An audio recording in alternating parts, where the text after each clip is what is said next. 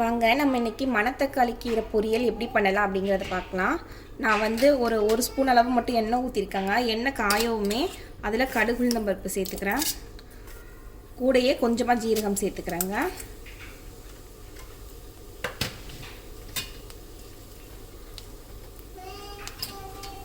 இந்த மாதிரி நல்லா பொரியவுமே நான் வரமிளகா சேர்த்துக்கிறேன்.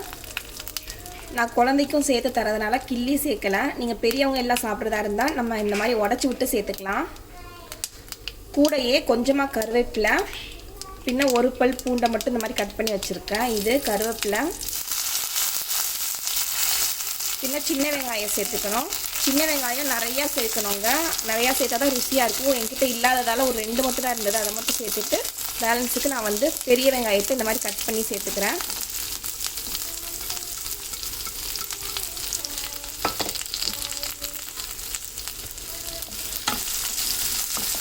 இதை நல்லா வதக்கிக்கோங்க. பொதுவாக மணத்தக்காளி கீரை வந்து இந்த வயிறு சம்மந்தமான எல்லா பிரச்சனைக்கும் ரொம்ப ரொம்ப நல்லதுங்க. வயிற்றில் பூச்சி இருக்குது, இல்லை வயிறு அடிக்கடி அல்சர் அந்த மாதிரி பிரச்சனையெல்லாம் இருக்குது, இந்த கல்லீரலெல்லாம் சுத்தப்படுத்தணும், ஈவன் அந்த பித்தப்பை கற்கள் நல்லா சொல்லுவாங்க பார்த்தீங்களா, அது எல்லாத்தையும் இந்த மணத்தக்காளி கீரை சரி செய்யக்கூடிய ஒன்றுங்க.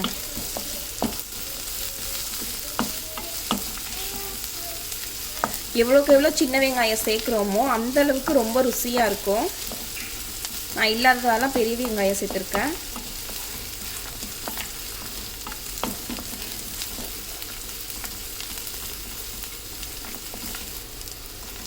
இந்த மாதிரி நல்லா வதங்கிடுச்சு பாருங்கள். இந்த ஸ்டேஜில் இந்த மாதிரி மணத்தக்காளி கீரை இருக்கும் பார்த்தீங்களா, இதை மிளகு தக்காளி அந்த மாதிரி என்ன வேணால் சொல்லுவாங்க.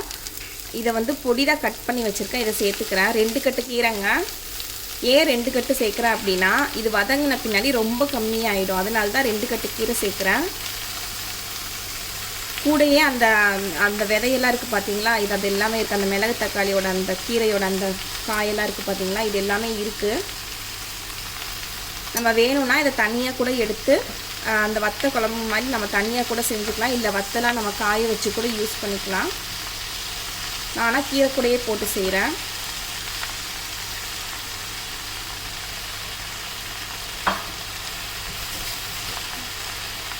நம்ம நார்மலாக அப்படியே போடுறத விட இந்த மாதிரி கட் பண்ணி கொஞ்சமாக 1-2 கட் பண்ணி போட்டோம் அப்படின்னா வேகமாக வதங்கிரும். சாப்பிட்றதுக்கு ரொம்ப நல்லா இருக்குங்க. அதனால தான்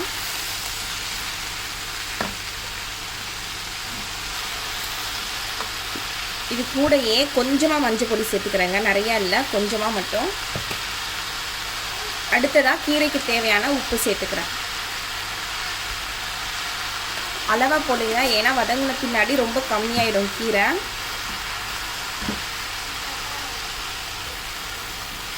நம்ம இந்த கீரைக்கு தண்ணி சேர்க்கணும் அப்படிங்கிற அவசியம் இல்லை. தண்ணி சேர்க்காமலே இது நல்லா வதங்கிடுங்க. ஆனால் இருந்தாலும் நான் வந்து ஒரு 1/4 கிளாஸ் அளவுக்கு மட்டும், ஒரு 1/2 கிளாஸ் அளவுக்கு மட்டும் தண்ணி சேர்க்குறேன். இது எதுக்காக அப்படின்னு சொல்லி பார்த்தீங்கன்னா, நம்ம வீட்டில் சின்ன குழந்தைங்க இருக்கிறாங்க அப்படின்னா அவங்களுக்கு இந்த வதங்கிட்டு இருக்கும் இந்த தண்ணியில் கொஞ்சம் அந்த சத்தெல்லாம் இறங்கிடும் பார்த்தீங்களா, அது பின்னாடி அந்த தண்ணியை மட்டும் லைட்டாக நம்ம செய்யும் போதே வடித்து தந்துடணும். இப்போ நான் சொல்லி காட்டுறேன் எப்படி அப்படின்னு சொல்லிட்டு செஞ்சு காட்டுறேன். இந்த 1/2 கிளாஸ் தண்ணி மட்டும் போதும். அந்த 1/2 கிளாஸ் தண்ணியையும் நான் எடுத்துருவேங்க இப்போ கொஞ்ச நேரத்திலே.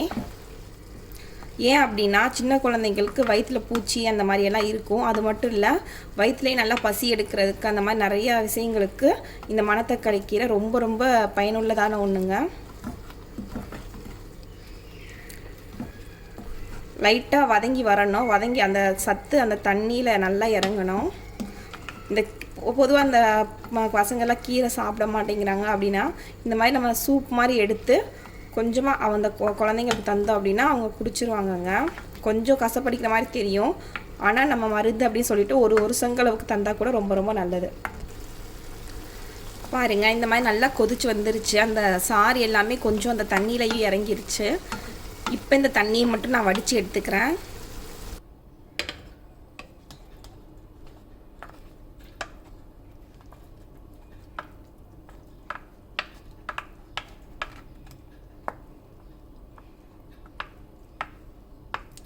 இந்த மாதிரி வடித்து எடுத்துட்டு அந்த தண்ணியை மட்டும் குழந்தைங்களுக்கோ இல்லை நம்ம அப்படியே கூட குடிக்கலாங்க. ரொம்ப ரொம்ப நல்லது. வெறும் வயிற்றில் குடித்தா அதை விட ரொம்ப ரொம்ப நல்லதுங்க. இந்த மாதிரி மெத்தடில் நீங்கள் கீரை ஒரு முறையாக செஞ்சு பாருங்கள், ரொம்ப ரொம்ப சுவையாக இருக்கும்.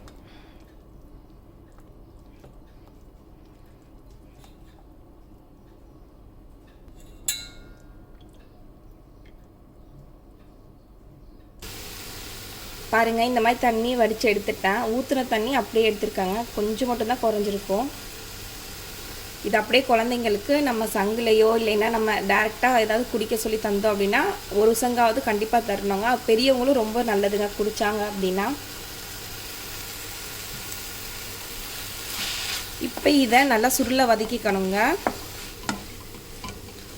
இந்த மாதிரி மெத்தடில் பண்ணும்போது கீரையே பிடிக்கல, கீரை சாப்பிட மாட்டோம் அப்படின்னு சொல்கிறவங்க கூட ரொம்ப ரொம்ப விரும்பி சாப்பிடுவாங்கங்க நான் சொல்கிற இந்த மெத்தடில் பண்ணும்போது.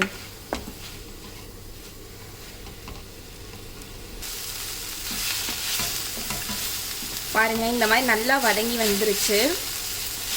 இந்த ஸ்டேஜில் நம்ம ஸ்டவ்வை ஆஃப் பண்ணிவிட்டு நம்ம தேங்காய் இருக்குது பார்த்தீங்களா, அதை சேர்த்துக்கணும்.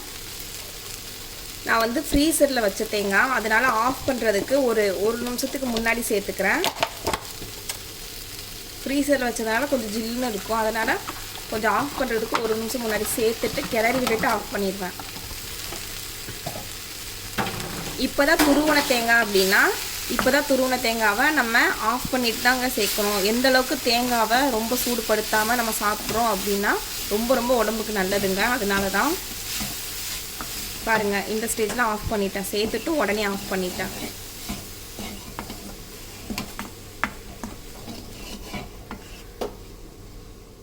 இது ரொம்ப ரொம்ப சுவையாக இருக்குங்க. கீரையே வேணாம் அடம்பிடிக்கிற குழந்தைங்க கூட விரும்பி சாப்பிடுவாங்க. பெரியவங்களுக்கும் ரொம்ப ரொம்ப நல்லது. எல்லாருக்கும் ரொம்ப இந்த டேஸ்ட் ரொம்ப ரொம்ப பிடிக்கும். கண்டிப்பாக ட்ரை பண்ணி பாருங்கள். அவ்வளோதாங்க, நம்ம மணத்தக்காளி கீரை சூப் ரெண்டுமே ரெடி ஆயிடுச்சு. ரொம்ப ரொம்ப சுவையாக இருக்கும். இந்த சூப் கூட கசப்பே இல்லைங்க, லைட்டாக தான் கசக்கிற மாதிரி தெரியுது. ஆனால் இது ஒரு டேஸ்ட்டாக ரொம்ப சுவையாக இருக்குது. கண்டிப்பாக ட்ரை பண்ணி பாருங்கள், உங்களுக்கு ரொம்ப பிடிக்கும். இந்த வீடியோ உங்களுக்கு பிடிச்சிருந்தா லைக் பண்ணுங்கள், கமெண்ட் பண்ணுங்கள். முக்கியமாக நம்ம சேனலை சப்ஸ்கிரைப் பண்ண மறந்துடாதீங்க. தேங்க்யூ ஃபார் வாட்சிங்.